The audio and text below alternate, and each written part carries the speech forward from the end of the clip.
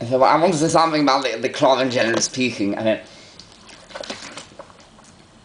the further one goes back into history, the less clothes, the less people there were on Earth because of how horrible childhood was. Childhood was worse the further one goes back.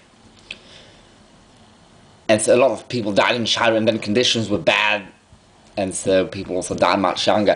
And so there were much less people on Earth. And also, adding to that, the further one goes back, the less people there are on Earth, and the less clothes per person there are, if that makes any sense. And that,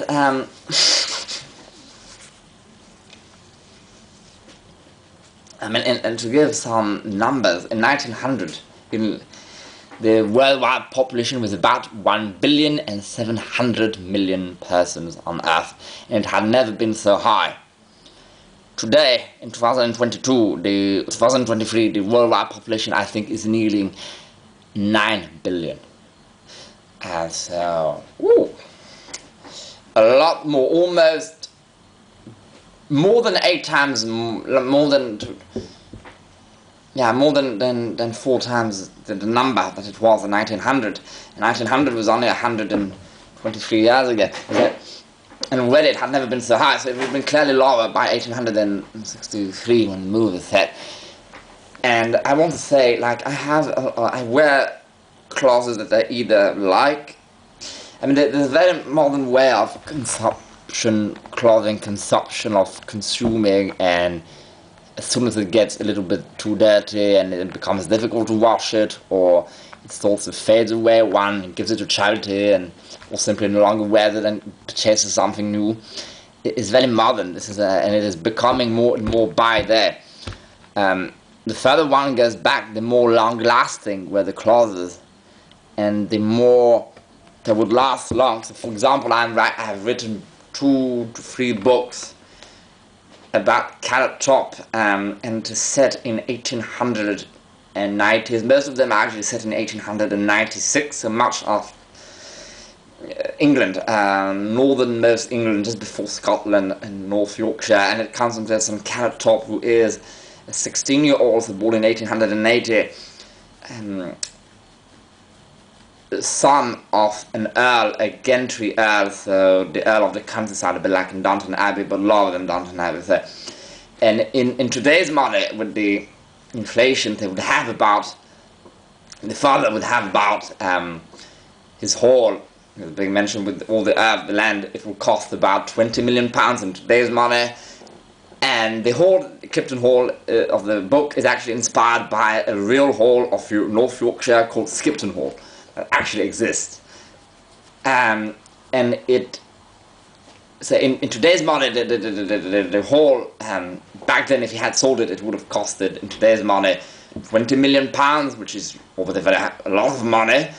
And then he also has about 35 million pounds, but he has to, he takes care of the entire, he gives money to the entire family, and also, and to all live on this grand lifestyle. But even then, so very rich people, I mean, clearly rich, more than just above average, I mean, actually rich.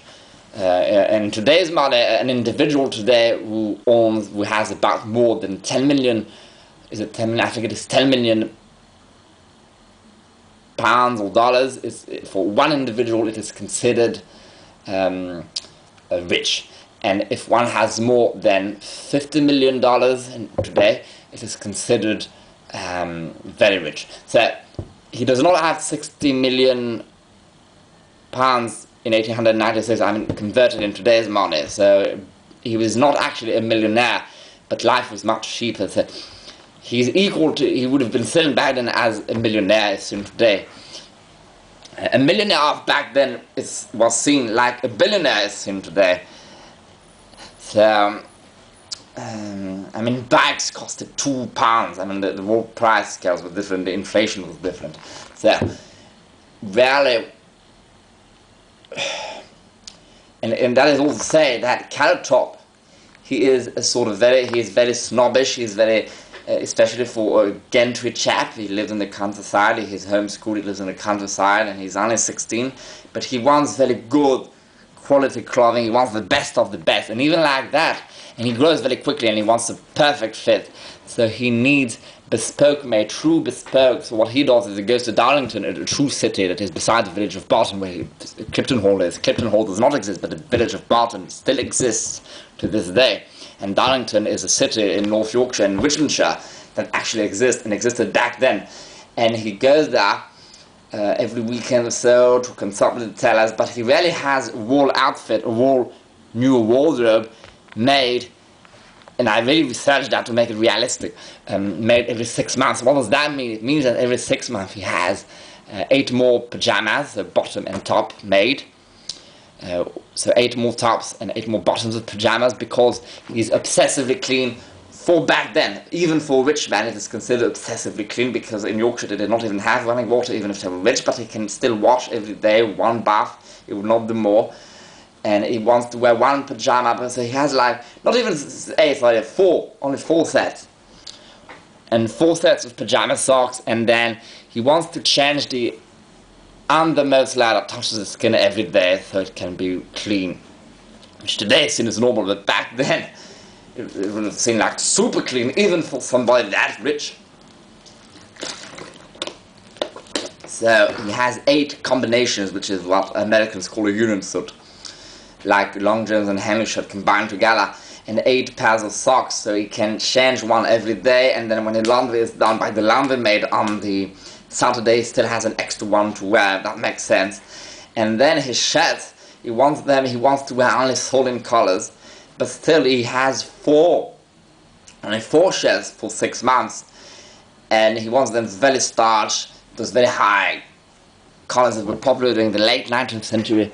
And so for it to look clean, very clean as per those standards, he wears it for 3 days, then he changes it, and he wears the other one for 4 days, then they both go to the laundry, and meanwhile they're being boiled and so washed and then restarched and ironed. He has 2 more to wear. So things like, because he's so obsessed, even for someone rich, all his shirts, like the shirt maker, he wants 1 shirt maker to make the entire shirt by hand, sewn by hand, to have the best quality. This is called fall through bespoke, when the entire process from sketching the garment, whether it be a shirt, a sock, a soot, onto the cloth, sketching it, to cutting it, to sewing it, is entirely made by 1 single person. There is actually only 1 tailor left in the world who does that for suits, and he's called Rudolf Poprady, who is absolutely amazing. He's based in Canada, but he's originally from Hungary. But true bespoke is when the entire thing is handmade, hand-sketched, hand-patterned, hand-cut, hand-sewn. But full true bespoke is what I use as a phrase to refer to something that is entirely handmade by a single person. And this is like VIP of the VIP. So basically, Carrot Top, his clothes, even his socks, are subliminally well made, but he has very few items, and he wears a wardrobe for 6 months. And after 6 months of restarting, reboiling the shed simply falls apart, like it cuts in half. I have done it myself, and it will not last longer. And the soot, it could last longer, but he grows out of it. And he only has 1 soot commissioned every 6 months, or max 2 if he needs an extra evening wear one. But he would have 1 soot to wear, and he would wear that soot every single day. And then after 6 months, if it switches to summer, he has 1 summer suit that he wears every single day, and then so on. So and this is like a rich person, and this is one way of doing it, which is probable. They would not have done it exactly like that, but I mean, people back then had much fewer items, and one can easily see that most wardrobes from before 1920 are very narrow, very small, and yet most clothes, trousers, waistcoats, coats, even dresses for women were much thicker because of the cloth. So, i.e., it meant that they did not have many of said items. So then one starts thinking, so why did they change it if it costed so much to make? And all. When they would wear it a long time, they would, even for a rich boy like Kellogg, the soot looks good even after 6 months. I would still wear that suit, but he wants it to look new. It will not look new after 180 wears, especially living in a country